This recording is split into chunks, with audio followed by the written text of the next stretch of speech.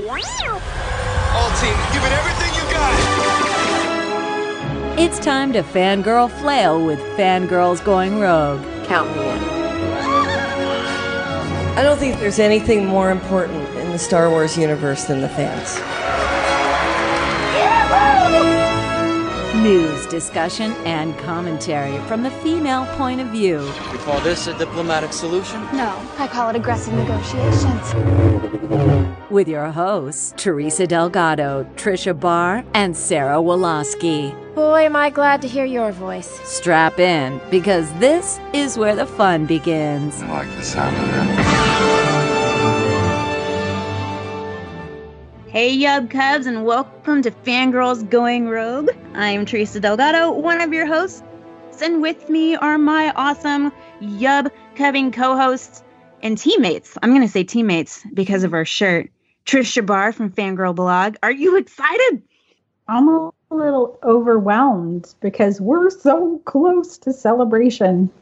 Yeah, that's why I'm excited. But I'm not at the overwhelmed point yet.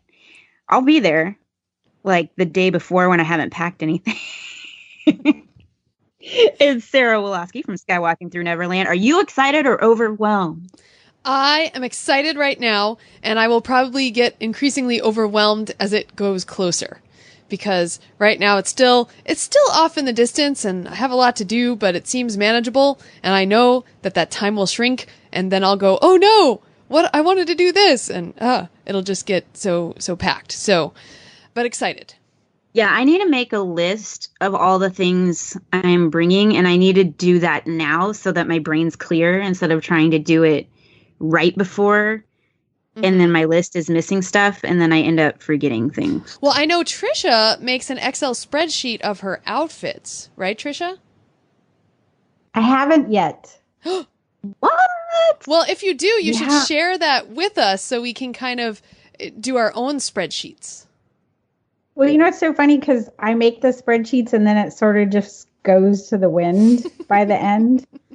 But that's okay. At least you have a plan. And also, I feel like being a veteran of Celebration, I have some pieces. Like, remember when I made my custom high heel shoes that have the X-Wing on them, and I have a Expanded Universe flats that I did a custom, and so those get put aside and kind of cherished, and then I pull them out and I'm like, I'm ready to go to Celebration. I don't need any more shoes to buy or make or hodgepodge together, so I've got my pieces, so I guess I feel less frantic, and I know I'll get something there. Yeah, I don't know. Actually, today, my husband said, how much money do you think you're going to need for Celebration? And I'm like, $5 million? There's going to be the Pozu booth there, so watch out, guys. Watch out. Yeah. I have a much more casual mindset going into this one because it's in Chicago.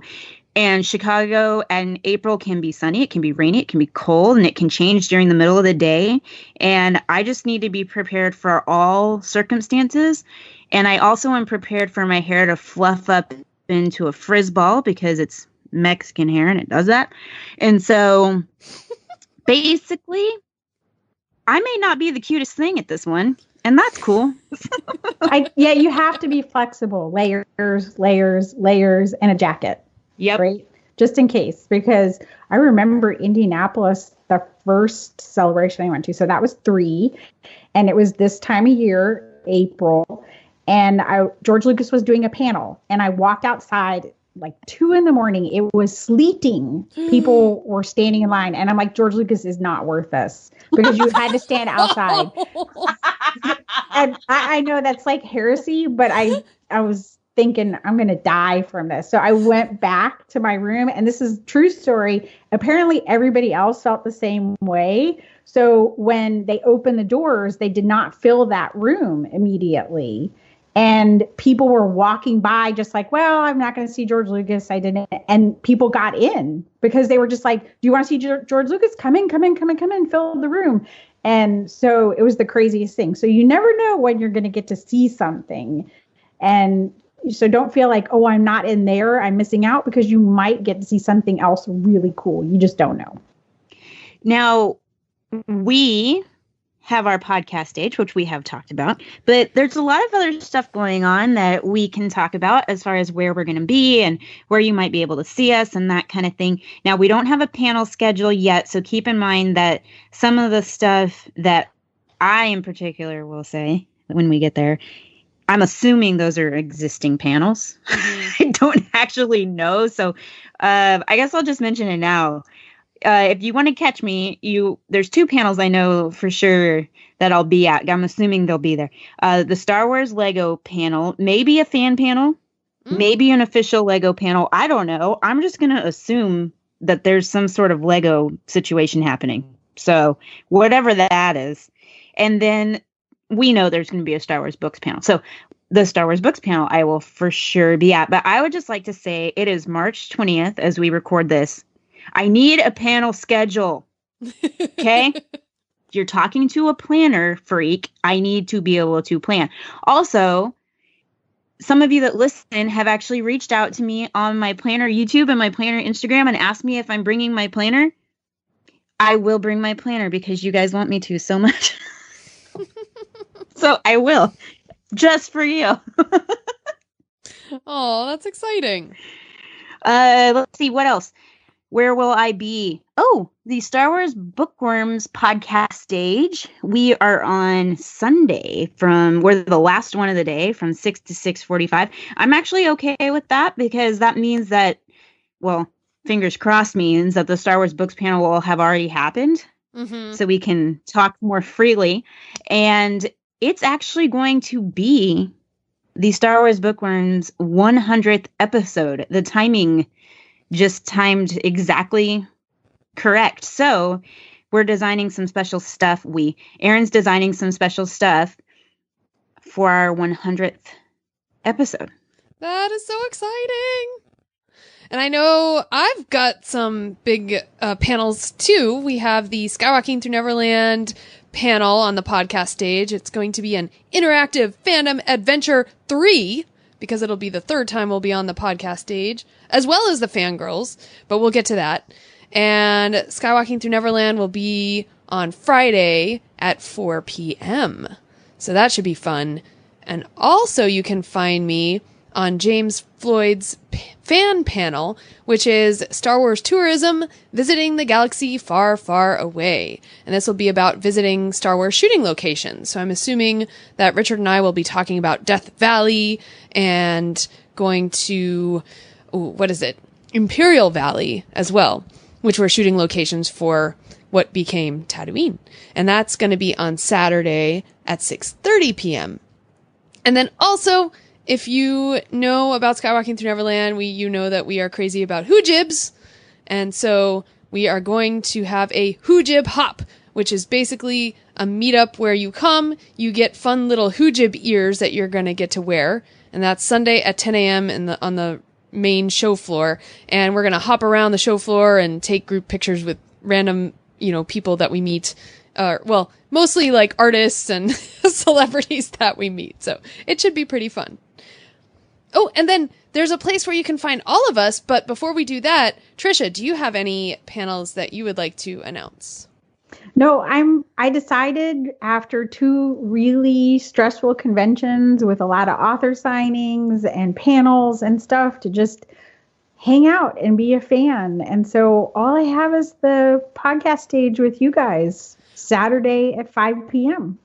In order to do a panel, if you're going to speak on it, it takes some preparation. Mm-hmm. I mean, there's a lot of planning already just to get to do the podcast stage because we're obviously going to do giveaways and buttons and we have to talk about guests and we don't know the schedule. So sometimes scheduling guests is a part of the process as well. So there's a lot of stuff that happens.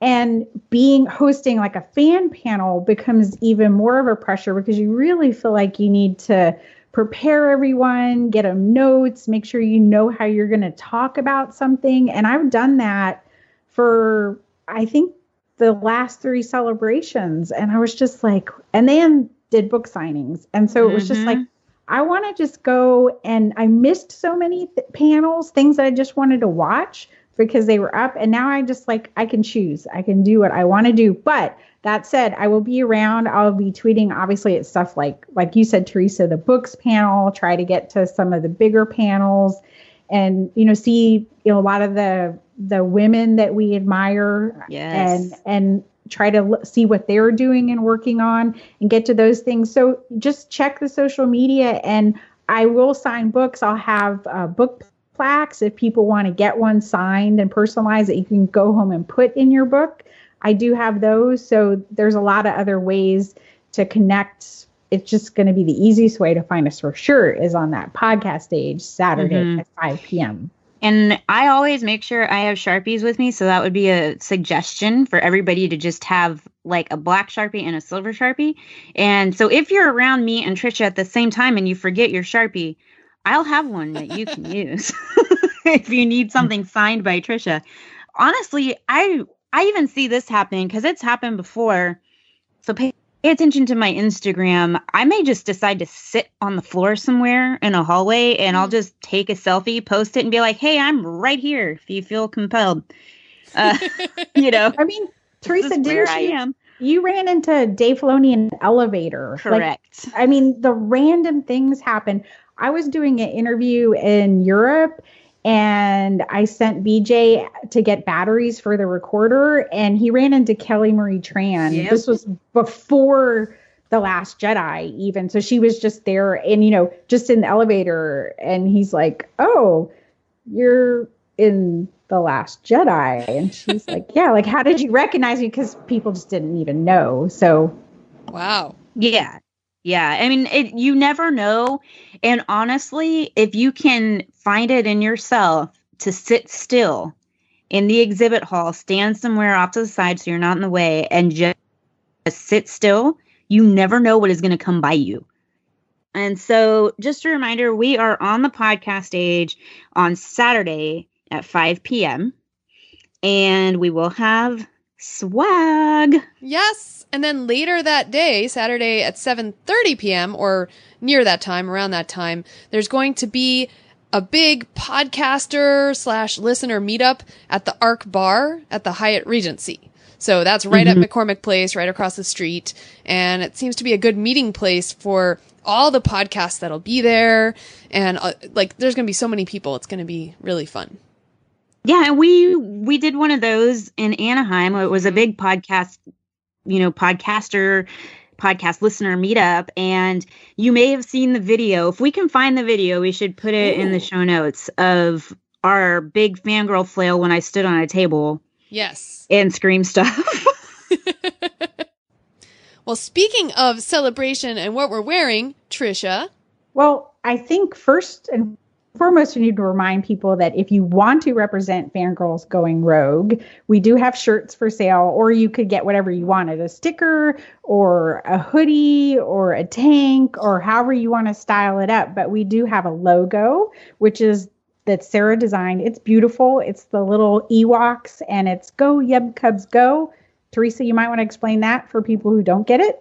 Yeah, so Sarah and I were talking, and I was like, hey, we're going to be in Chicago. And I'm a big Chicago Cubs fan. Go Cubs. And she kindly worked the Chicago Cubs into our logo. So I'm sorry, White Sox fans, but, Cubs. So it's Cubs. So it's Cubs. It just worked. It just worked. So it's a Yub Cubs or Cubs C, and then we have some Yub Cub Ewoks in there, and then Go Yub Cubs Go is a play on the phrase that the Cubs say and fans of the Cubs say during Cubs games, and we say Go Cubs Go. So I changed it to Go Yub Cubs Go. And I'm very excited about it. And I'm getting this shirt, but and you can get this design if you choose to on a baseball tee, baseball raglan, because I feel like that's the only way for me to wear it is with a baseball theme. So, nice. Yeah. Yeah. And you can do like I did. I got one shirt and one sweatshirt because you might need a warmer option, but it is one way you can definitely support our show, and so other people might see the logo and check out the podcast too. So we don't ask for a lot of support, but that's one way you can really support the show. To do that, you can go to any of our social media at FG Going Rogue. You'll see a link to that t-shirt. That's the best way to find it. And for you guys, I always like to do something that I do a little personal, like I was talking about the shoes. So this time I got an Etsy person to make me a custom BB-8 backpack, because I always do BB-8 awesome. So it's a little mini backpack that carry the phone and goods and buttons, which we'll have with me. So do you guys have any little personal style or flair that you're going to bring? Okay, well, I am excited because I have 2 pairs of Pozu boots now, and those things really work for a whole day on the convention floor. Like, they're so comfy, and so I have, the smaller Ray boots and then the Ray high boots as well. And I'm excited to rock those every single day of the convention. And then, just because I love it so much, I'm trying to think of a way that I can maybe shoehorn my new Captain Marvel jacket in as like some kind of superhero mashup with Star Wars. I don't know, because I just need to wear that thing. You're so funny. Yeah, so for me, I have kind of taken as my own personal style the overalls. Oh. So expect to see me in overalls at least for 2 days of this thing. Also, I just saw a pair of galactic, kind of like, space-looking overalls at Hot Topic. And I want to get those. They're short so they're shorts, but I can wear leggings under them, Mm-hmm. And then it's like space overalls. So, that's cool. Any way I can rationalize a good pair of overalls. Look, the front pocket comes in handy. Especially with our phones now. Yeah. Cell phones. Oh, and like I can do, like a cool video where I turn the video on and stick the phone in my front pocket and walk around the show floor and record like a time lapse. Now you're just going crazy. Well, I have to make it okay for me to wear overalls. If you're going to wear Captain Marvel stuff, I want to wear my Mickey Mouse Vans. I think you can. It's Disney. It's all Disney now. Now 21st Century Fox stuff is all Disney, so anything goes. That's true. That's true. All right, so let's talk about Star Wars art. And we had a chance to really dive into Star Wars Celebration and the art of Star Wars Celebration with 2 veterans of the convention, Joe Caroni and Brian Midler. Joe, how many celebrations have you been to? Let's see. This one's going to be I lost track of count. I can tell you the ones I haven't been to, which I've been to all of them except the very first one in Denver in 1999. And the other one that I missed was Celebration Japan in 2008. So otherwise, I've been fortunate enough to be a part of every celebration besides those 2. Wow, that's really awesome. And Brian, what about you? Just as many? No. This will be number 4 for me. I was Joe's little Padawan for many years, and so I'm a little newer to the celebration scene. Yeah, I think for me this will be 3. Oh, I think this is my third Only one because 3? my first one was Anaheim. So Anaheim, Orlando. This one, yeah. Oh, wow. Yeah, I would have figured. Yeah, I would have thought you'd been to a few more. Goodness. Well, I've been to 5 so far. I started with Celebration 4 in Los Angeles because I live here. So that was pretty, that was my drug. It was like, once you go, you just have to keep coming back. And Trisha, what about you? I think it's better to say the ones I haven't been to. So that would be 1, 2, and the first Europe and Japan. Nice. So we'd love to know from both of you, and maybe Joe, you go first. How has Celebration changed in your eyes since the beginning? Definitely, it seems to get bigger and bigger every time. And just when you think they can't top themselves, 2 or 3 years later, the next celebration is somehow even just more fans, more like bigger panels, bigger celebrities. It just seems like over the years it's evolved, but it seems like it's even just more of a passionate fan base. I mean, it's always been passionate, but it just seems like the fans just come out in droves every time, and it just amazes me how there's an intensity to it, and that intensity it's always like magnified every celebration. Yeah, I think Joe's on the right track there. I mean, he and I do a lot of comic book conventions. And to me, the biggest difference between a comic book convention and a Star Wars celebration is the fans are more unified, and there's this like super positive energy at a Star Wars celebration. So, at San Diego Comic-Con, I might have a fan come up to me and say, that's not the right version of Wolverine you drew there. He's wearing the brown and the yellow, and he should be wearing the blue costume from, issue 104. And that doesn't happen at Celebration. At Celebration, people are just like, oh my gosh, that's an amazing Kylo Ren, or I love Darth Vader. I mean, the energy is just much more positive, and there's a little less division, and everyone's just sort of excited for Star Wars, as opposed to trying to tear down other fans or say, I'm a better fan than you are because of X or Y. So I think just the positive energy and the excitement and the unity of Star Wars fans makes the entire show have a better vibe. And also, whether it's the fans or it's the artist or the panels, just everything just has a little bit more excitement, a little bit bigger energy at a celebration. So whereas like a normal convention, you might leave excited but also exhausted, at like a Star Wars celebration, I'm just so hyped up afterwards. I'm just like ready to jump into the next project. Speaking of panels, do you guys go to the panels, or are you stuck at your booth the whole time? We usually can't leave the booth, but let me tell you, if I could, there's some Star Wars Resistance stuff I'd like to check out this year. Yeah, I would love to go to panels, definitely. But yeah, especially because Resistance, the episode 9 panel, I mean, you have to like basically win the lottery to get into that, apparently, with your badge number. But one of the coolest things at Celebration Anaheim was Joe and I are at our booth, and everything's sort of going as normal, and then all of a sudden they turn on the video screens and they play that very first trailer for The Force Awakens, and all business transactions stop and everyone stops in their tracks, and we all turn as a group en masse to watch the trailer.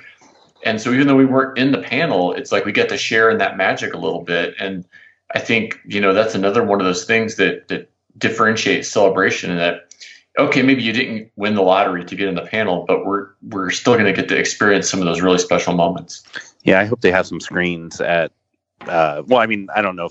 I've done C2E2 plenty of times at the McCormick place where they're having Celebration this year. And I'm hoping they have monitors or TV screens or something set up for that way that we can, I'm guessing they're going to show the episode 9 trailer, hopefully Friday morning at Celebration.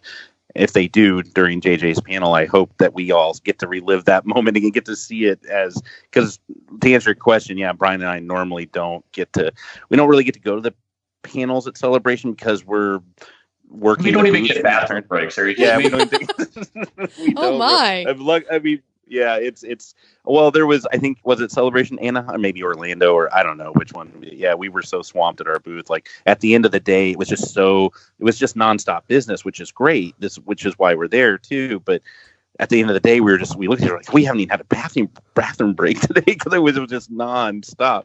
So so hopefully, I mean, we'll have friends that can cover our booth for us and stuff, but it's hard to get away to see the panels we want to see. But that said, we still have a great time like hanging out and selling our artwork and talking with fans and signing autographs, signing artwork.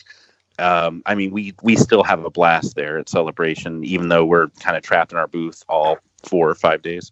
Well, and that's the most fun, is when some fans that we're friends with or people in the industry that we're friends with can come by afterwards and sort of fill us in and tell us all the stuff that was going on. Or maybe after Celebration that night, we go out and have dinner and get to hear everything that happened that day. So we sort of get to live vicariously through others.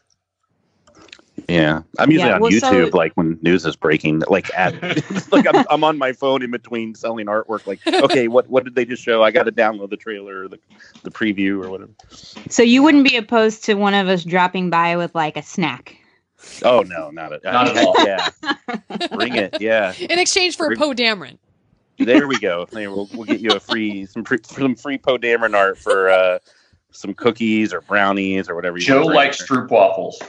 Stroop waffles, yeah. Wow. I had some That's friends fancy. from the Netherlands, bring me Stroop waffles. That was Celebration Europe in London. Germany, Yeah. London, yeah. Oh. That was pretty fun. That was those are great.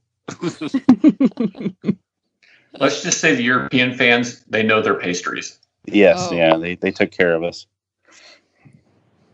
Yeah, I think the flour is like different there. I don't know what it is. But I mean, we're all looking forward to Celebration Chicago. And is there anything that you are looking forward to most at Celebration Chicago? Brian, let's start with you.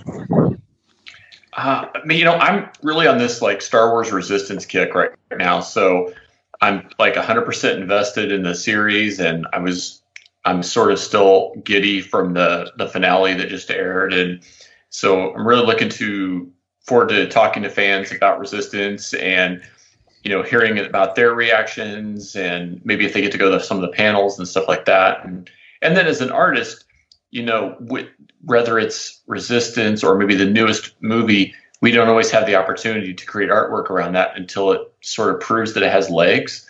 So right now I'm just sort of like, kind of on the edge of my seat, waiting until I get the okay to get to dive in and play with some of those characters, I mean, Joe can probably test this too. I mean, quite a few of us probably spent 6 or 9 months working on stuff for Solo that'll probably never see the light of day. So it's really nice to have the fans respond to Resistance in such a positive way, because then we can get in there and, get a chance to illustrate these characters and these cool ships and play with some of these new themes and just, kind of go to town with it. All right. And Joe, what are you looking forward to? Something that I know both me and Brian always look forward to, because we live in our little isolated bubbles for a better part of the year, and then the only time we really get to have a social life is at Comic Cons or Star Wars celebrations. So I think the thing that we usually look forward to the most is meeting up with our friends, our fellow Star Wars artists, brethren, even fans that we're friends with that we don't really get to see, but maybe, sometimes only when Star Wars Celebration rolls around. So like that's like the one event that kind of brings all of our Star Wars family together, which we don't always get in one place all the time unless it's Celebration. So, every couple of years it's like, oh, hey, you get to catch up with so-and-so and, an artist friend or a family or fans that you're friends with. And that's probably for us the high point, I think, is seeing these familiar faces that only Celebration kind of brings us all together in the same place every couple of years. Yeah. And before we move on to kind of talking about your art that you're bringing to the show, y'all were talking about the big panels and stuff. Are there people that are at your booths during those big panels, or do they all disappear? I think we notice a little. Yeah, we still get people there. Like the episode 9, well, like in Anaheim during JJ's and Kathleen's big Force Awakens panel back in 2015. I remember it being really kind of slow during that panel, but as soon as the panel let out, it was like an onslaught that never stopped. So, I mean, there's a little bit of a lull here and there. Like I think the Carrie Fisher panel during the last Celebration, it might have slowed down to a little bit, but yeah, it's pretty much nonstop the whole time. Well, that's really good for Star Wars art. Yeah. Yeah. Well, it's nice. I mean, if you're at Comic-Con, Star Wars is just one of many fandoms.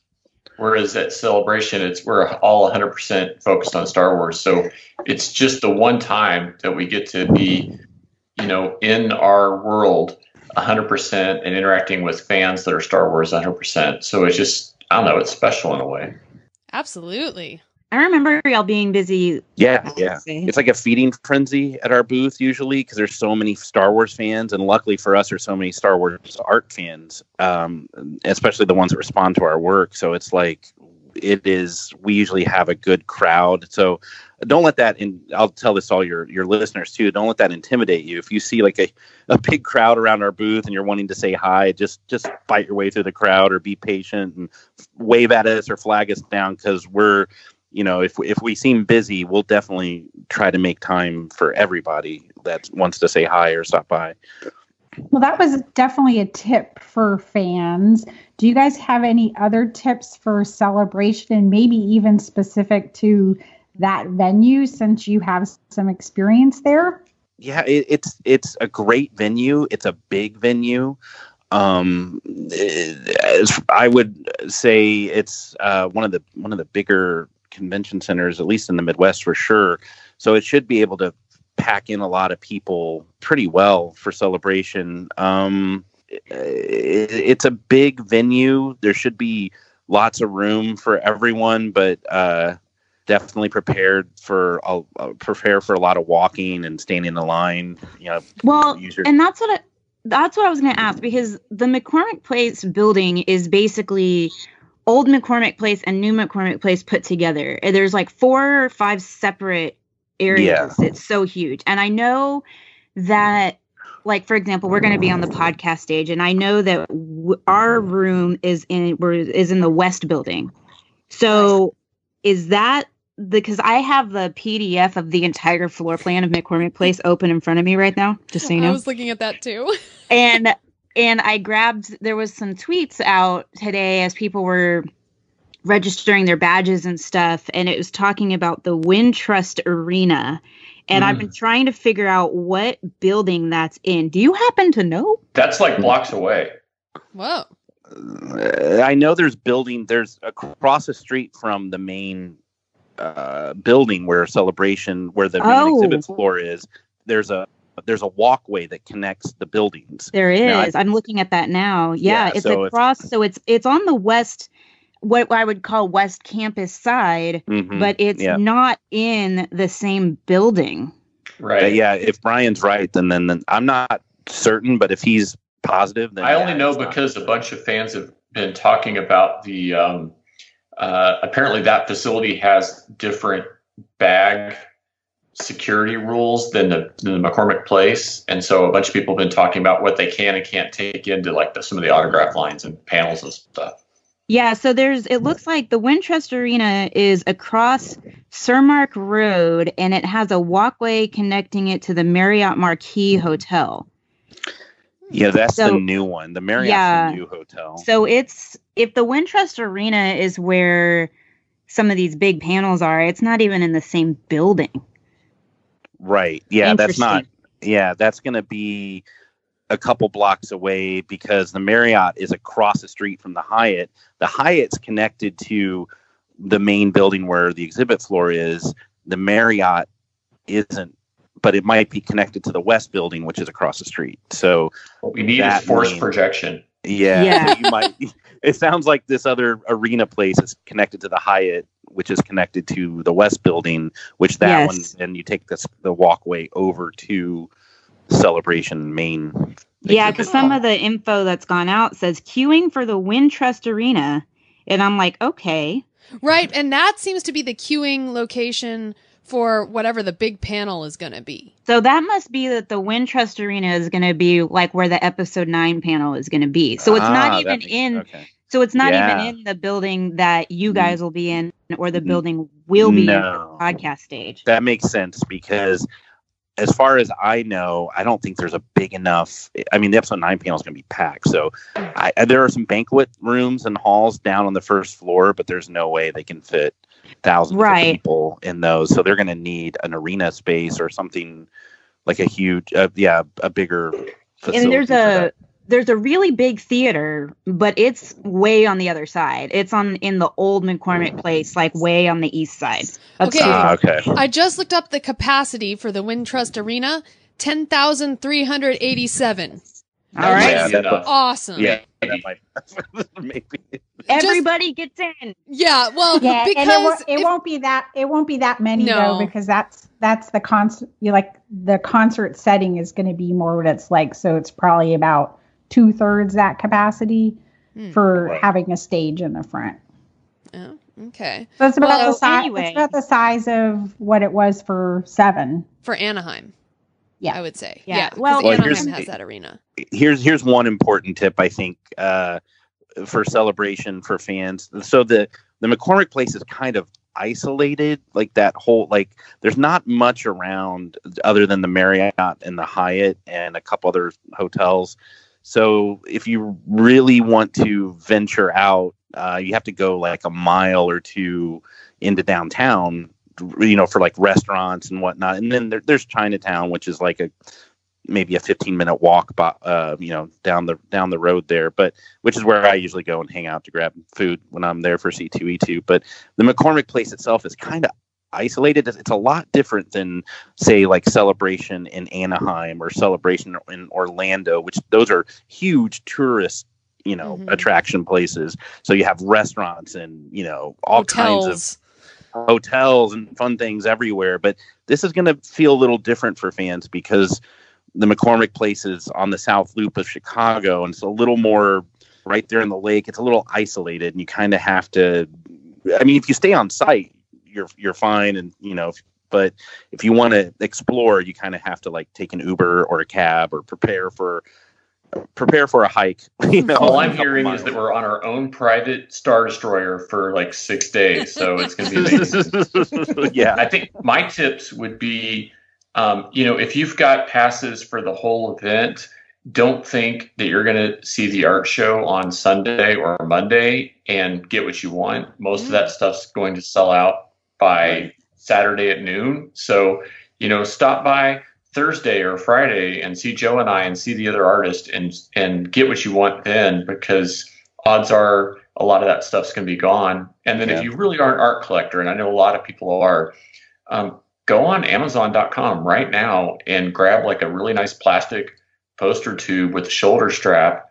And then when you get on site, you'll be able to pick up all the art you want from all the people you want and just fill up that poster tube. And you won't have to worry about, it's going to get creased or it's going to get banged up or it's going to get damaged in some way. So, you could spend, maybe $10 on a plastic poster tube now, and it's going to really pay you back with all the art and goodies that you collect while you're at Celebration. And all the freebie posters that I'm sure they'll be giving away there. I'm sure if they drop a trailer, they're going to probably have some sort of handout poster or something too. Definitely. Yeah, they've done that before at panels where they just throw posters at you. I also remember when it was must have been Anaheim, where they had the Lego movie posters. Oh. And there was 6 of those, and I had to grab those. They were free. Yeah. Yep. Well, that leads perfectly into our next question, which both of you have artwork that is debuting at Star Wars Celebration. So we'd love to know the inspiration behind them and just a little more info about them. So, Joe, why don't we hear from you first? Well, I'll be debuting some new original artwork from The Last Jedi, some new hand-embellished canvases for spotlighting for the main characters from that film. So it's basically some portrait artwork I've been working on the last few months for Rey and Kylo and Phasma and Finn. I like to call it my Last Jedi Nemesis series because they're sort of like dueling portraits if you put them together. So hopefully if anyone buys one canvas, they might want to buy the other one. Say you're like Rey versus Kylo or Finn versus Phasma. And those will be really limited, but they'll be hand embellished original art canvases. So yeah, I mean, it's going to be a little more than say buying a print, but for hopefully collectors, they'll want to grab these up and hopefully they'll still move well for me. We'll see. Joe's being modest. It's a one of a kind Joe Caroni illustration. You can't go wrong with that. I was gonna say the hand embellished. I'm curious about that word. What exactly are you hand embellishing? Well, basically, I painted the art digitally, but I print it out on canvas and then I add extra embellishments by hand. traditionally, whether it's like color pencil or paint or little touches here and there, flourishes to make the piece unique. Sometimes it could be even a remark sketch on the canvas, which hopefully I'll have time to do. If not, I'll be remarking some prints anyway. But yeah, basically just sort of adding extra flourishes and touches to these canvas printed pieces of art, basically, and they'll be offered in frames as well. So they'll come with really nice custom frames. Yeah, so it's a way for a collector to get, say, because a lot of my art that I do that I've been doing for the last 4 years or so has been primarily fully digital. So I do a lot of painted work in the computer, but then I'm able to enhance it by hand and then offer that as a limited piece. Oh, sounds so pretty. And Joe, just one more time, can you tell us the characters that you're going to have available again? Yeah, I'll have there's Rey and Kylo, and then those will be a set if you want to buy them as a set, and then Finn and Phasma will be available also. I'll also have some other newer Star Wars art that I've done in the last few months for Lucasfilm and Disney that'll be available. I'll have some new Poe Dameron art, some new Kylo Ren art, some other Last Jedi art.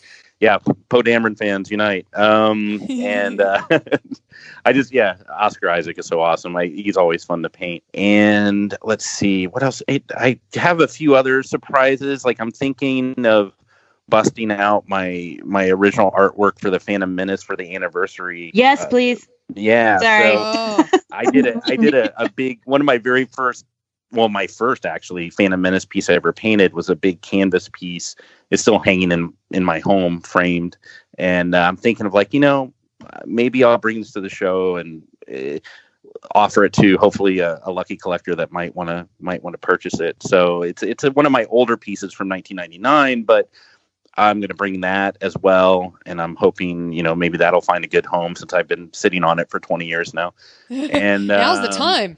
Yeah, right. And a few other new pieces, which I'll be a few surprise pieces I'll be unveiling at the event when you stop by the booth. So, speaking of Phantom Menace, Joe and I worked on quite a few things for Star Wars Insider related to Phantom Menace, and the anniversary's going to be right then at Celebration. So, if you've got a nice fat collection of Insider magazines, you might go through and find some of those Crony pieces and bring them out for autographs and stuff too. Nice.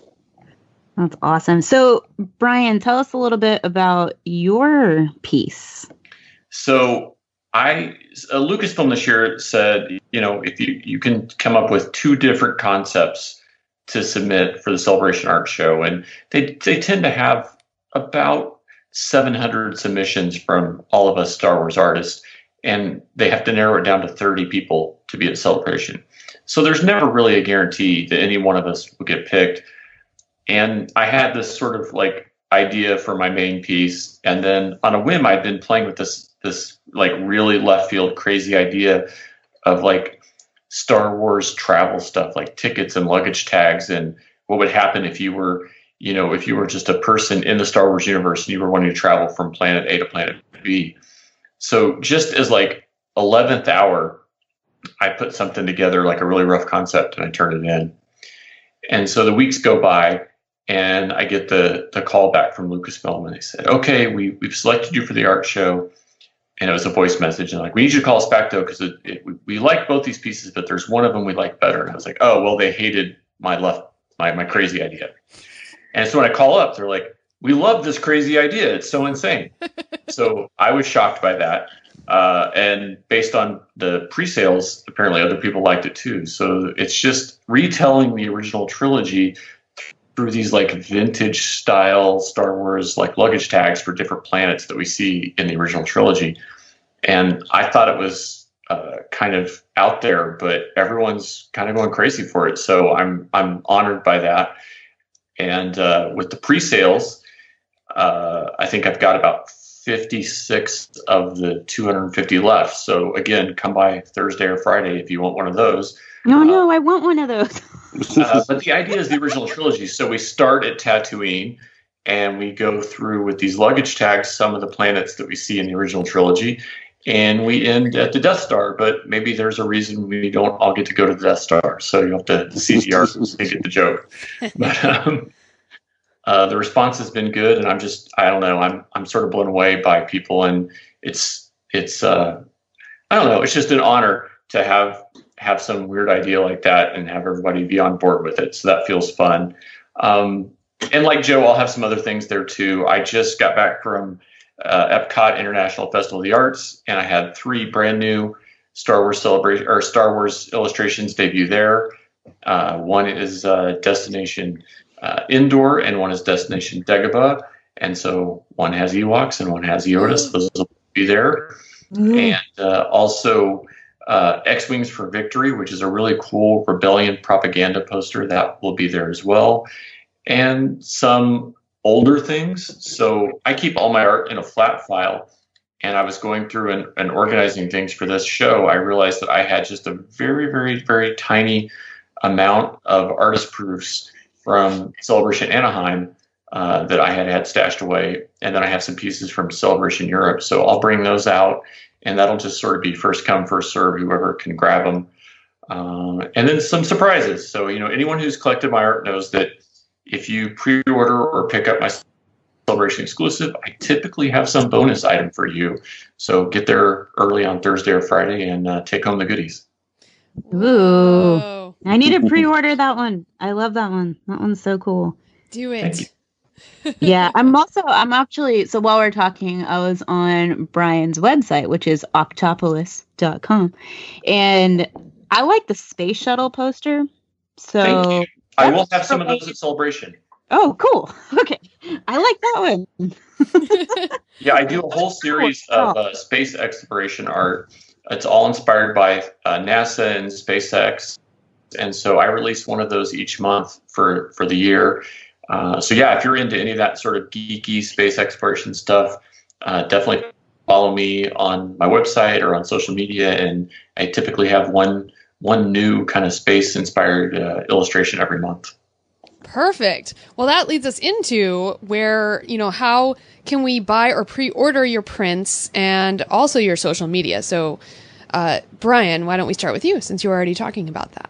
Well, the pre-order window is closed, so that's not up to me. That's up to Lucasfilm. But it's not a complete sellout, so I will have pieces at Celebration. So again, the key is to come Thursday or Friday. Every Celebration I've been to, I tend to start running out of things around Saturday at noon. So if you look at the website and you think, I really, really want one of those, don't wait. You're going to be waiting in line for autographs, and you're going to be waiting in line to see panels. If you come to Joe and our booth, you're not going to have to wait in line. So just come and get what you want right off the bat, and then you'll still have time to do everything else you want to do. So definitely do that. And then as far as social media, on Twitter, it's Octopolis Art, and on Instagram and Facebook, it's Octopolis. So it's just Octopus and Metropolis put together, but it's kind of crazy to spell. So I'm sure you guys will have something in the show notes as well. Yes, definitely. And Joe?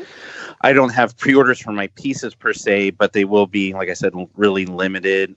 Granted, I'll have lots of other Star Wars art that people can choose from when they come by. So if you don't get one of the hand-embellished canvases, for whatever reason, if you come, say, Saturday or Sunday or Monday and something's gone, we'll still have other artwork available at our booth, lots of choices.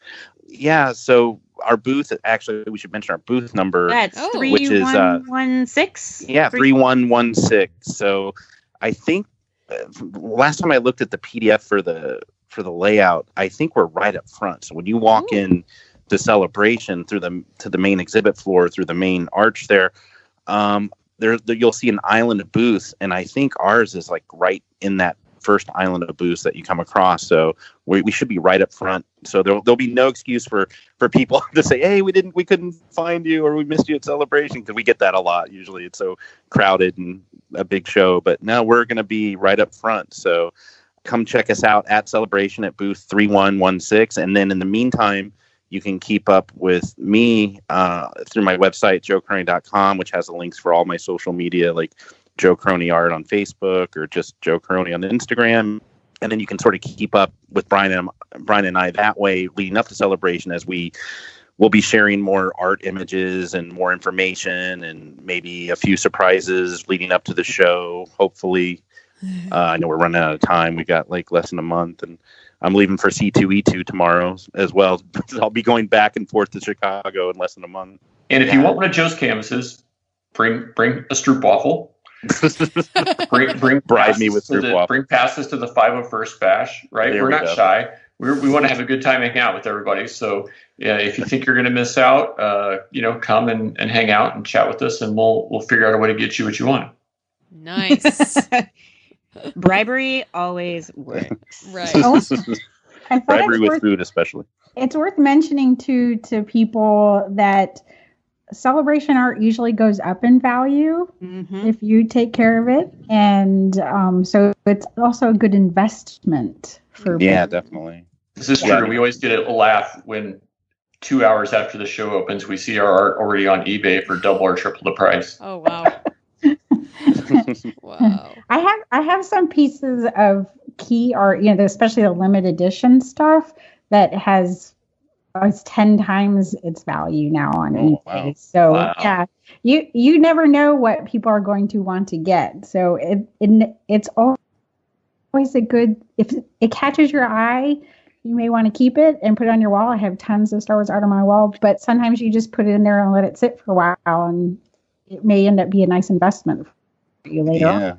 Well, that's right. We can't. Sorry, I didn't mean to talk over you. No, go ahead. I just, what Brian said, we can't stress enough. Like, if you really want some Star Wars art or specific pieces, definitely make the Star Wars artists your first stop at Celebration on Thursday, because a lot of this stuff will be sold out before Celebration is even over. So, y'all will probably see me on Thursday. I need a house so I can put art up. my Katie Cook art piece is still all rolled up in a tube because I have an apartment and there's no place for it. That's or what whatever. ceilings are for. Yeah, tell my husband that I'm the Star Wars geek. Now, if it was an art piece of the Chicago mob, it could go up on the wall anywhere. Maybe that's an idea for us, Brian. We can do like a mashup, like a Star Wars bounty hunter Chicago mob. So you're looking for Tashi's power station, eh? Well, we talk a lot about pre-orders and sales, and we should probably also mention that Joe and I both donate a lot of artwork to some of the groups and some of the clubs. So like Rancho Obi-Wan and Rebel Legion and the 501st, and we try to support those clubs as much as we can. So if you're a member of those clubs, you're going to their events, they'll do raffles and they'll do auctions and they'll do things, and you'll find our artwork there as well.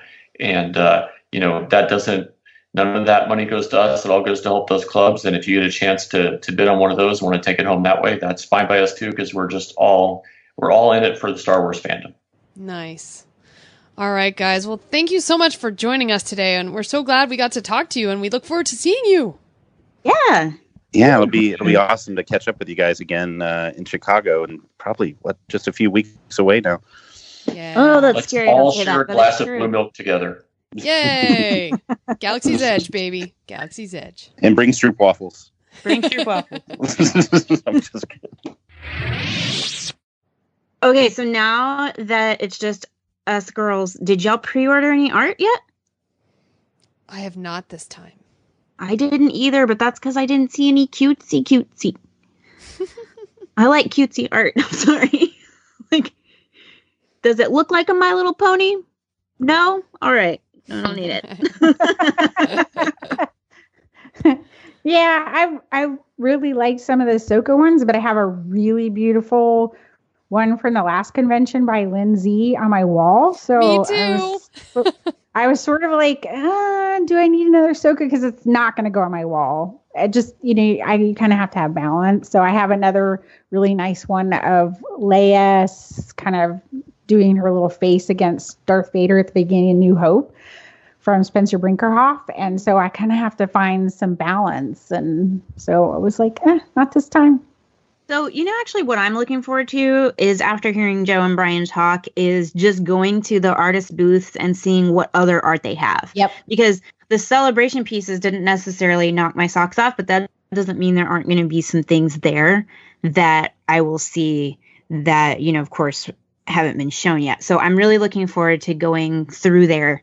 Probably on Thursday, I think, is when I'll make a trip over there. Because I actually really do want Brian Miller's art piece with the tags.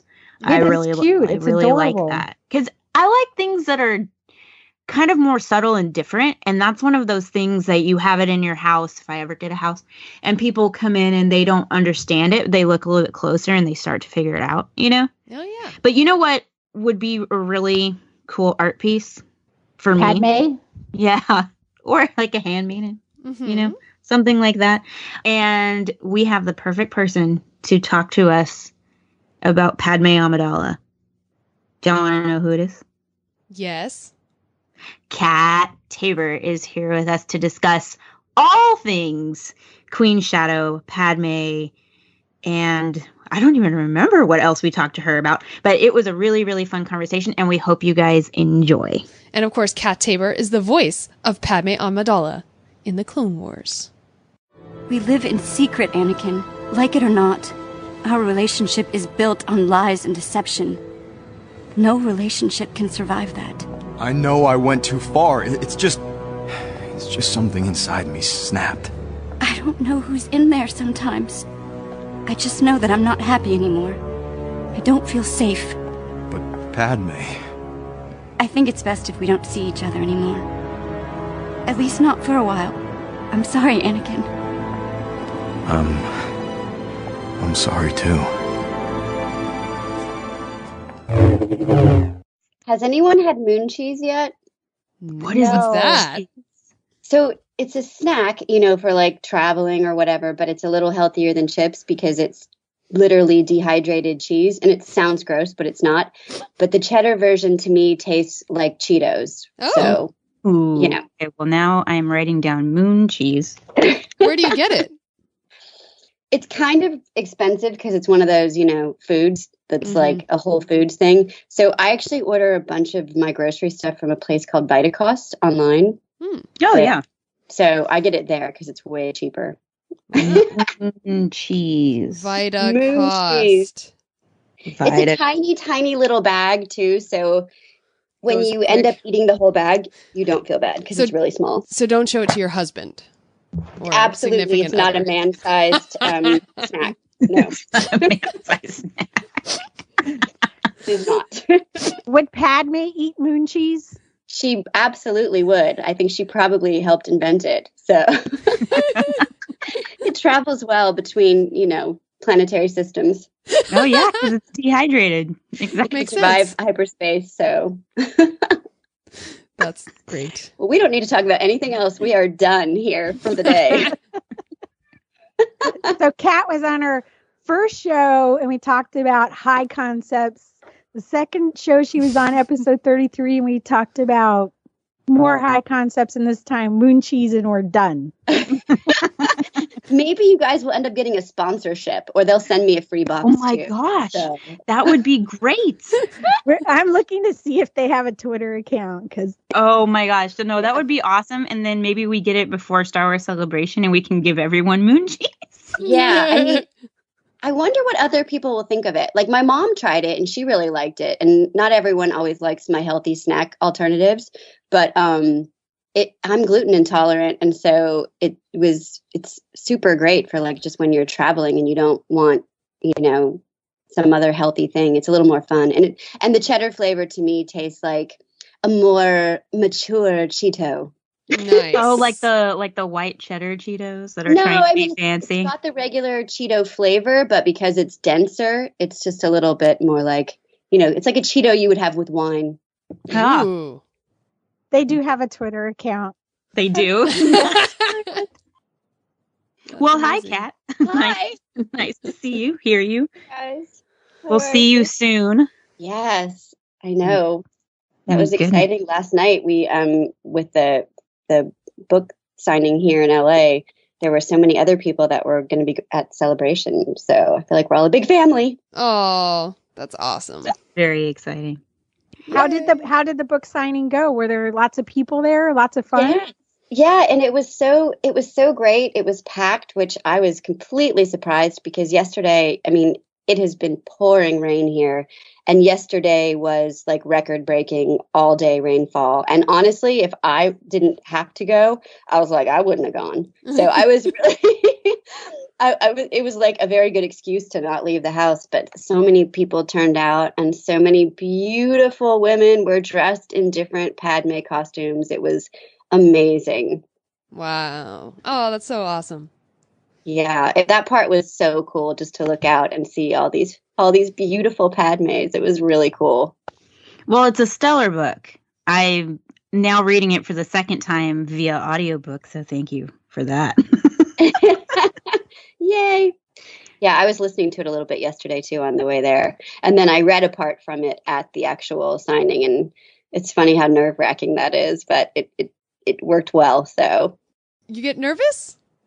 In that scenario where there's just a lot of people staring at you. So, it's really funny. Actually, Amy Ratcliffe and I were talking about this yesterday. Being sort of inherently an introvert and yet really enjoying doing that sort of stuff it's an interesting thing. You kind of have to just make yourself do it, and then you really love it.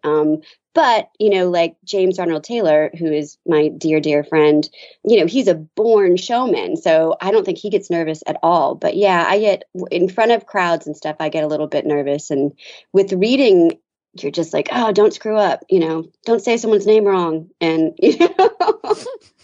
all that stuff. Make sure you do the right Padmé or Amidala voice. Don't mix them up. Yes. No, I actually printed out my little script with different colors, so I knew exactly who was talking when. And I didn't, I only read several pages because it actually takes a while. And I was like, people aren't going to want to sit here for an hour and a half while I read out loud. So I read the prologue, so it was perfect. And I didn't want to have any spoilers either. So True. That makes sense. True. Well, since we're talking about Queen Shadow, talk to us about the audiobook, like the process of doing it and them asking you to do it. I was somewhere with Ashley. I can't remember where. And she was like, did you get a call? And I was like, I don't know what you're talking about. and then she was like, oh, the Padmé book, I think they're going to want you to do it. And I was like, well, that's great. I haven't heard anything from anyone. And then fairly shortly after that, I did hear, but then I couldn't talk about it for a while. So that was interesting too, because people will start asking and saying, I hope you're narrating. And you're like, But then when we went in the studio to do it, I was saying last night even, so I've done, I think this is my 17th or 18th audiobook total, which for people who do audiobooks is actually not a lot. People who do it all the time are churning them out. And so it wasn't ever something that I sought out, but I have just been blessed to be asked to do a couple of really amazing books. And I love audiobooks. That is my form of entertainment. Like I spend all of my money at Audible. Even though I'm a member, I'm always buying the 3 extra credits and I'm constantly buying books. I love audiobooks, and I'm really excited that I think it's becoming, more and more popular. It's just such a great way to experience a story. You're using your own imagination still, but you're reading, and I love everything about it. But so I had done an audiobook before, and I knew the process, but going in with this one was definitely more nerve-wracking because it wasn't like I had written the book, which would even make it maybe more familiar.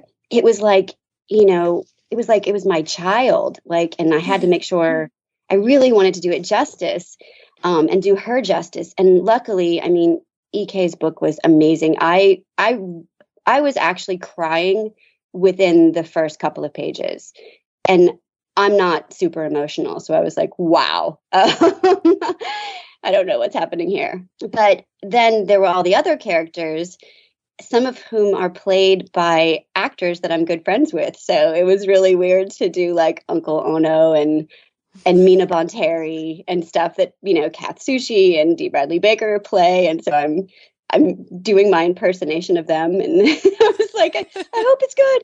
And when it came to the Chancellor, it's like, I did my best, but his voice is, there's just no way. We are not in the same galaxy.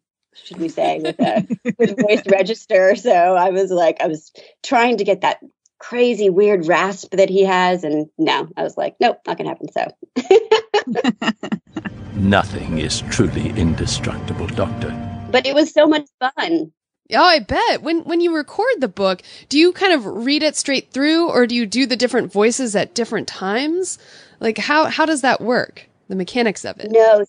Yeah. So with audiobooks, and this is one of the things, people who direct and produce audiobooks will say you can either do it or you can't. And there are some amazing actors who will tell you themselves that they've sat down to try to do an audiobook and they can't. It's a very specific tool set. You generally get the book beforehand, so you hopefully have a chance to read it at least once through. I will say that at least once, if maybe not twice, it's been such a last minute thing, and it's 300 pages oftentimes more. So you might not get a chance to finish the whole book if you get booked pretty quickly, but usually you get to read the book ahead of time.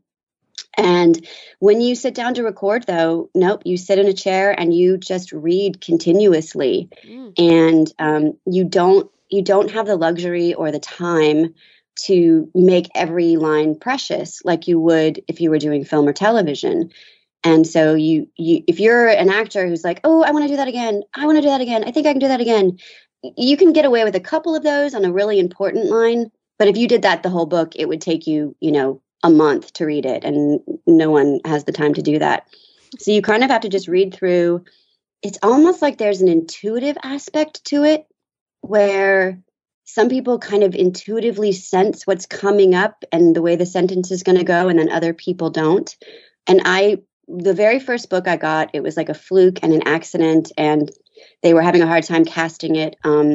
It's called Gods in Alabama, and it's a great book. But I was really new to voiceover, and my agent was like, can you read for 7 hours? And I said, sure. And then I booked it, and it was like, oh, crud, I hope I can. So, but I found that it's a medium I like, and it's so much fun as an actor because you get to play all these different characters that you would never get to play otherwise, like broad comedy, like old ladies and men and little kids. And so it's a challenge in that way, definitely. And what I do, and what I especially did for this book, is I make a visual sheet for myself of my cast. And I will often cast a known actor in a role. When I did the John Grisham book, for instance, one of the female characters in my mind, she was Kathy Bates. So, I have a picture of Kathy Bates, and I have the name written under it and any kind of notes I want. And so as I'm coming up to a section with that character, I'll just try to literally do an impersonation in my head, but of what Kathy Bates would do as that character. And so with this one, I had pictures of all the handmaidens and all the other characters printed out just so I could glance over and be like, okay, yep, that's who it is. That's so fascinating. I love that. Was it just a day? One day? No, this one took about 3 days, which was really quite fast for it. I think we were booked for at least 5 days.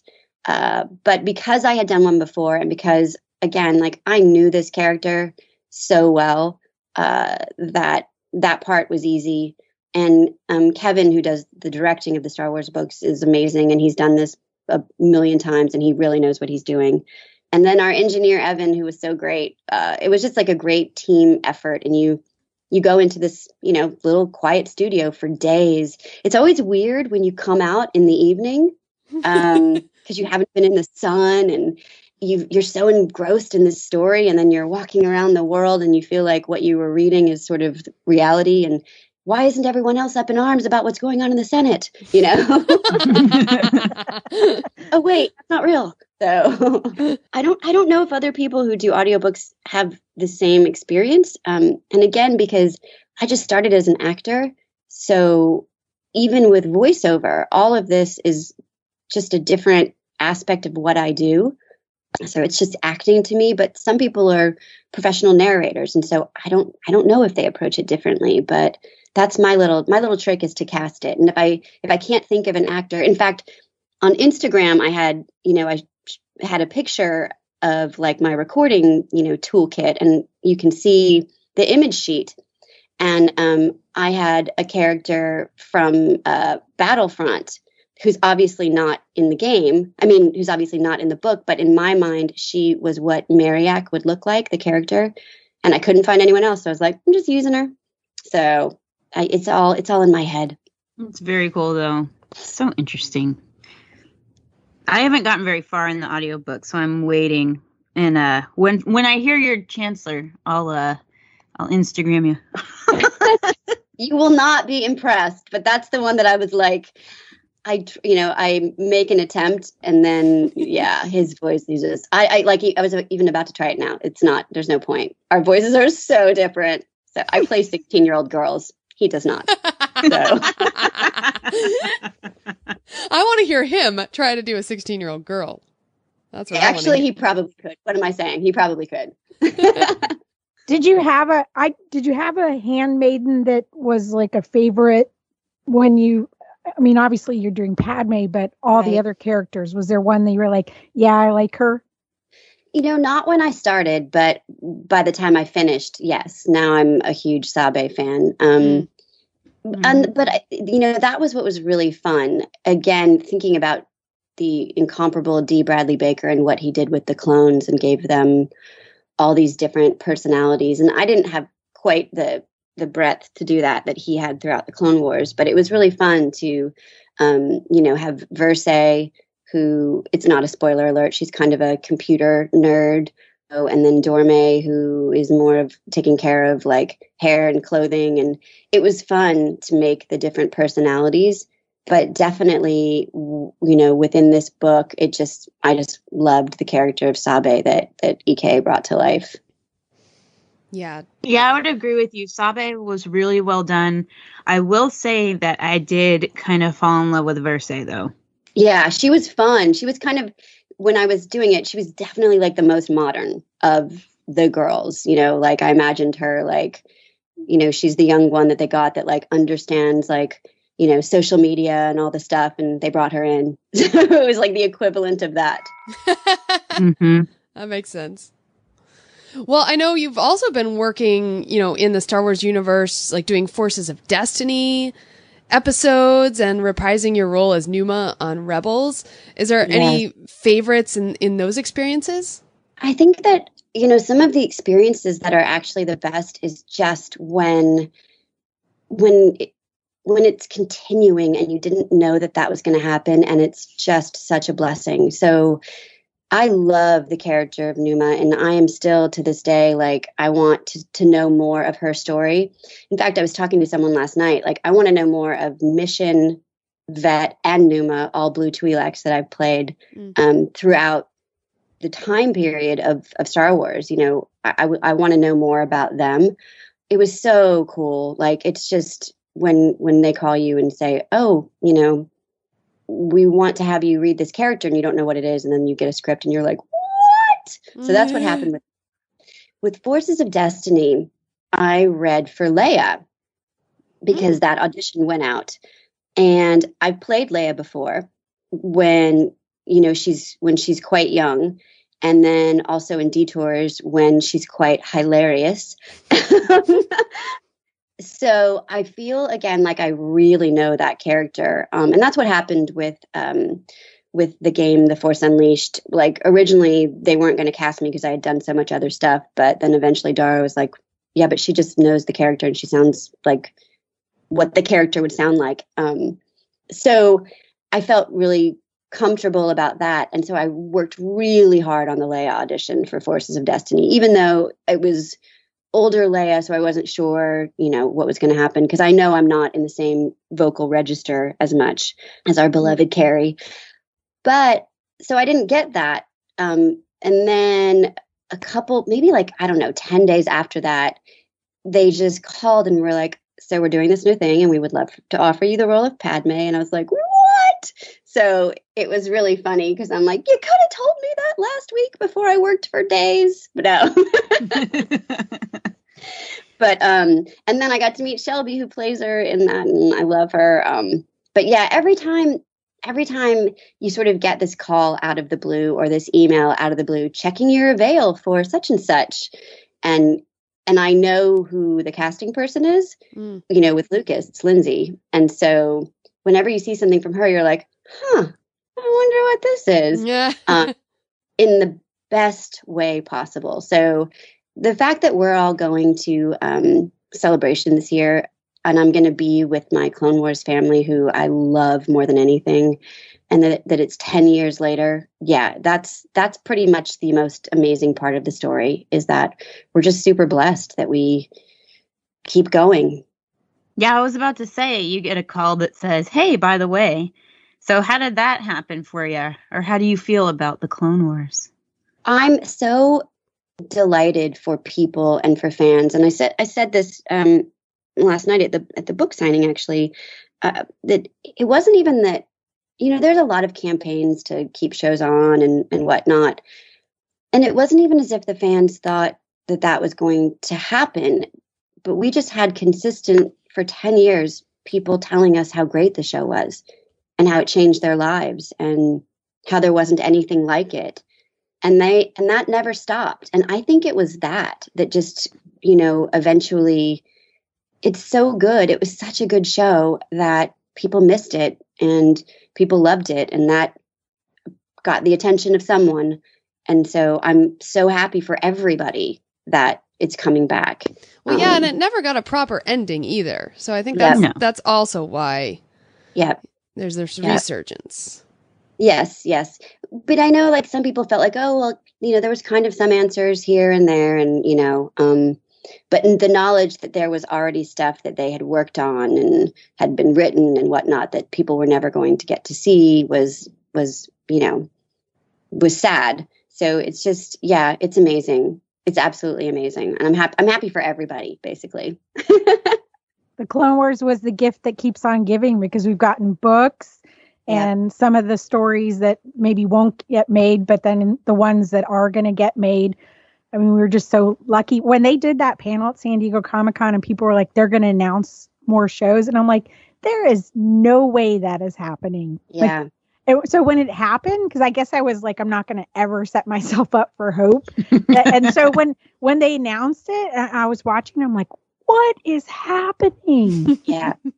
It's funny because I think for me, what the coolest part about it is, and it's like one of the things I love about Star Wars, is the word hope. And it's like, that was such a hopeful, wonderful moment, a hope fulfilled moment. That was like just all positive and good. And, you know, we just need more of those. I want to build off your positive thing and something you said earlier. You talked about meeting some of the fellow Leia actresses. Yeah. And getting to talk with them. Was that kind of inspired after Carrie's death, or what got all of you guys together? Because I saw you did a video with James Arnold Taylor and did some other stuff, or some pictures where you guys got together for lunch maybe. So why did that come about? We go to lunch together a lot, and the five of us are on a text chain all the time, and are friends and do other things together. You know, I think it might have been Misty or Misty Lee. Somebody just started on Twitter, you know, complimenting the other one. And then it became that we were all on a group text, and it's a group of women who really support each other, even though we've all played the same role, which is not really all that common here in LA. No. You know, I mean, women often have an inherent competition. And then when you put on top of it that it's for the same role, normally, you know, you would think that the claws might come out, and it's just not that way. And I love that so much, because that's what we need to do with each other as women, is support each other. And this group of women is just the like epitome of that. And I don't know how it happened, except perhaps that there's some inherent little bit of Leia in all of us, some good bit of Leia in all of us, that brought us together, because it's pretty rare. And we're all very different. And what was cool with the video that James did is that you sort of see each of us have elements of Leia, and then the others don't, you know, have the same ones. So it's almost like, I guess Carrie Fisher's like such an awesome woman that the character she created takes like 5 or 6 ladies. So, you know. But we really do go to lunch, and we there's a really cool comic book store here called the Perky Nerd, and we did a talk there, and there was a Leia art show. If you live in the LA area, you should definitely go to the Perky Nerd. Where is that? It's in Burbank. Okay. I think it's on Olive. Oh, It's is either it near Magnolia where all those? It might be on shops Magnolia. are? It's on one of the streets that run either Olive, Magnolia, or Burbank. I can't remember. Okay. But it's in Burbank. And and so we did a talk there, and we just enjoy hanging out together too. We like recently several of us, those that could, met up for an event that was happening out here, and they're just good girls. So are all 5 Leias going to be at Star Wars Celebration?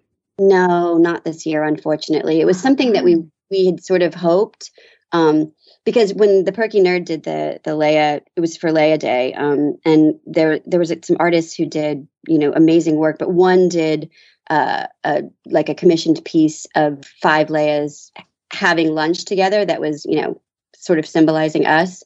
And we want, definitely, because people have asked, how can I get something like that and have all 5 of you sign it? So we're hoping in the future to appear somewhere together and have a piece of artwork done that symbolizes somehow all of the characters. And for collectors, it might be something fun and new. And we're just excited to hang out together whenever we can. So I'd love that for an upcoming celebration, that it's a panel of all the Leias. Yeah. And then somebody does a piece of art. There's other actresses, of course, who have played her. And we are, if there's ever someone listening or hearing this that played Leia and wants to come to lunch with us, just definitely get in touch with us on social media, because we're totally open to more Leias joining the bunch too. Kat, I think we've all played Leia at some point in our life. I want to come. Yeah, to right. I know. I have done her whole role as a child. Yeah, for sure. Yes. That is a good point. We need a huge Leia lunch somewhere one day. Then we just need a Leia con. I prefer Leia happy hour, though, to be totally honest with you. So that makes a lot of sense. And bring glitter. Bring glitter. Well, speaking of Leia, we have Leia, we have Padmé. We have some lines that we thought might be fun for you to read or to say in Leia or Padmé's voice. Trisha, this first one is yours. So, all right, I had to do it. Leia imitating Han Solo's famous "It's not my fault." Oh, this is gonna be hard. Trying to think, when is this line? Well, the Falcon's blowing up and the Star Destroyers are closing in, and an Empire, right? Yeah, but it would be like in their married life when he's just dropped the baby and not my fault. And he's quite exasperated, like, it's not my fault, that kind of a thing. Yeah. But Leia asks, it's not my fault. There you go. I think that sounded great. That would sound good. Okay, so this one is mine. This is Padmé when she said, "So this is how Liberty dies," to thunderous applause. That one's hard because it's been done so well. So this is how Liberty dies, to thunderous applause. It's a good one. It's good. I like it. Sarah, you have to do yours. Okay. Please. Okay. I would love to know your interpretation of when Padmé says, "I truly, deeply love you," and maybe pretend, instead of you're looking at Hayden Christensen as Anakin, maybe pretend that you're looking at Matt Lanter. So many levels. Yes. Anakin. Yes, there you go. You mean Matt Lanter as Anakin? Yes. Yeah. Which is also weird because, of course, I love Angela, so it's only the character. And that it's your person. It's the character. I'll just do it as Clone Wars Padmé. Okay. I truly, deeply love you, Annie. Oh, so good. It's so good. It's so cute. I love it. Those are my favorite things to do. I could just do a whole show of that. So Sounds good. All right, so I wanted to know this before we let you go here, because there was some news today. I don't know if you saw, but you're a big Disney fan, right? Yes. Okay, so you probably didn't hear, but Bob Iger said today that on the Disney streaming service, soon after it launches, the entire Disney motion picture library will be available on the Disney streaming service. So, what movie would you be most excited to be able to watch like on demand whenever you want? Oh my gosh, like I love Aristocats and I love 101 Dalmatians. So it would definitely be older animated stuff that I just love the artwork from. I'm sure there's a whole other list of that, but that would be my choice. But then there's going to be so many other things that I've just missed, but I think that's the most exciting. Oh, Aristocats is one of me and Trisha's favorite movies ever. Oh, that's so awesome. Mm-hmm. Yeah, that's the kind of thing that I'm like, I have 2 nieces, and the idea, like, that's such beautiful news. The idea that they would be able to watch stuff, and there's some great stuff for kids these days. I'm really proud of the Loud House that on Nickelodeon and other stuff that I do, but there's just magical. I mean, it's Disney magic. Let's face it. That is lacking today. Yeah, definitely. I'm still mad at Goose the cat for not picking Marie from the Aristocats. Me too. He got to choose like between different Disney cats, and I'm like, how can you not pick Marie? She's like the coolest cat ever. Yeah, she's a little fussy. High maintenance. Aren't we all? It's true. Well, do you have time for one more question? Because we have another piece of Disney news that dropped today. Did you hear that Galaxy's Edge has an opening date? No, but I bet that was really exciting because everyone was talking about that last night. So what is it? Oh, it's May 31st. Oh, wow. That's awesome. That's exciting. Yeah, everyone was talking about that last night. So I'm sure that's huge. No, apparently I have not looked at anything today to see anything that is going on in the world. That's okay. Well, we have a question about that. Since you've been working in the Star Wars galaxy, you have kind of a different perspective. So we'd love to know, like, what you're most excited about in visiting Galaxy's Edge. Well, I think that, I don't know if I can say, but I feel like I know someone who did a voice that talks throughout all of it. And there's someone that I'm very close to. So I'm excited about that. As weird as it is, like what we do seems probably like to other people, we'd be like, oh yeah, must not be exciting to them. They do it all the time. But it's really still fun when you get to go and you're like, that's you. So I would say who it was, but I don't know that I'm allowed to, but later this will make sense. So awesome. Well, is there anything else that you want to plug or tell people about? Because you're working on so many projects. Yeah, I mean, I guess right now I'm just in the mode of Queen's Shadow. I hope that people read the book, and I'm even more excited if they decide to listen to it. Everyone involved in the production on the audiobook side put a lot into it. And obviously EK did an amazing job bringing her to life. And I thought it was really cool that, I, of course, being someone who loves fashion and all that stuff, I loved the idea of learning more about the dresses and their usefulness. And I thought that was so cool. And historically accurate. I mean, a lot of women's garments throughout time have actually served dual purposes. So I thought that was kind of cool. But yeah, I just hope people check the book out. And then I'm excited just to see what the future of Disney holds on the Disney streaming service, not just with that announcement today, but in general. I'm looking forward to see what other things they decide to make available to everyone. Clone Wars. Yeah. Yeah, exactly. Clone Wars, and I'm still holding out hope for Detours. So, oh gosh, me too. That is one Star Wars thing that never came out that I wanted so badly. It's Yeah, and I feel like because it was one of the last things that George himself was involved in, I'm eternally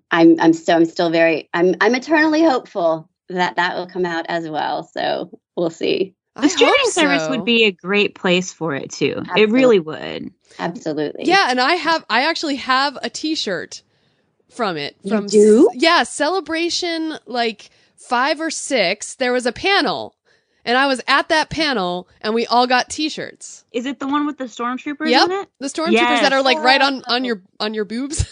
Yes. Whoa, that's so cool. I didn't even know T-shirts existed. Yeah. That's amazing. I know. It's very rare. I'm gonna go on eBay now and look for one, and it's gonna be like $800 because now my phone's ringing. What is happening? No, it's my sister. I was like, it's the Uma lady saying it, but it's my sister probably calling to talk about mascara. So nice. Sounds about right. All right. Well, if people want to follow you on social media, where can they do that? So at Twitter and Instagram, it's at Kat Tabor, CATTABER. Someone already had Catherine Tabor. And then on Facebook, it's The Girl Next Galaxy. But honestly, I really am more of an Instagram person than anything else. That's where I tend to be more. I like pictures.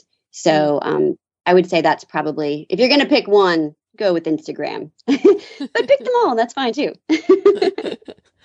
Well, awesome. Well, I'm so excited now. I'm going to download the audiobook right away. I haven't used my Audible credit this month. Yay. So I used it for Queen Shadow. Yeah, that's what I'm going to do right after this. Yay. Woo-hoo. Did you guys see, speaking of Twitter, did you see I posted a thing about using a free credit for Twitter, and then Audible had responded to what I had said. Ooh. And they said, start your free trial, you should. And then it said, Yoda, probably. And I was like, okay, whoever is running the Audible Twitter account is hilarious. So, well, thanks so much for your time. We really, really appreciate this, and we will let you know when this goes out. And awesome. Hopefully, you're just gonna get love from Star Wars fans for a month straight between the book and then Celebration, and oh my gosh. Yay. Thank you guys, and I'll see you guys in a month. All right. Bye. Bye. All right. Well, if you guys are enjoying Star Wars as much as we are, and if you are as excited as we are about Star Wars Celebration, then we would love for you to get in touch with us between now in Star Wars Celebration Chicago. So you can find us over at fangirlsgoingrogue.com. We are on Twitter at FGGoingRogue. Trisha is at Fangirl Cantina. I am at Ice Cold Penguin. Sarah is at Jedi Tink. And Sandra is at Geek Chic 9. You can email us, contact@fangirlsgoingrogue.com. Just check out our Facebook, Fangirls Going Rogue. Just type that in. And Tumblr, fangirlsgoingrogue.tumblr.com. You can also find us on Instagram. We are at FGGoingRogue.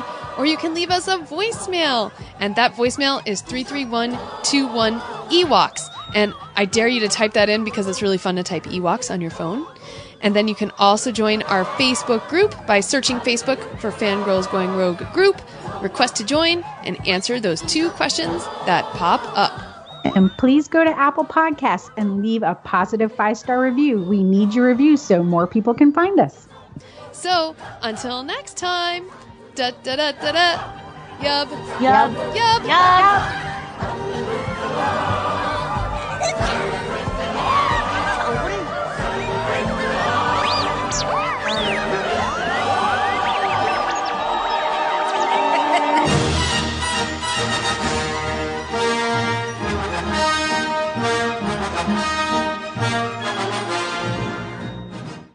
Although I wonder what animal makes the moon cheese.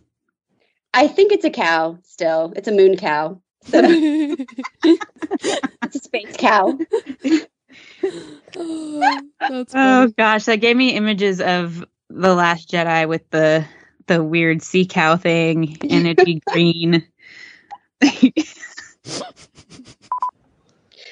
Well, oh my gosh, someone's at my door. 1 second. Yeah, no worries.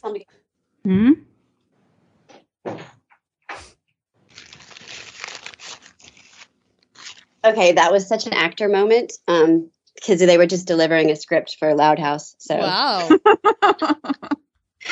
I'm such an actress. It does not happen often, so that's funny that it happened. So Kat, if it helps, I know. Okay. That was actually a good read of I know. I know. I love you. I know. Hey, that's my line. No. I know. Oh. I can be like, I love you guys. We know. Go ahead. We know. You know what?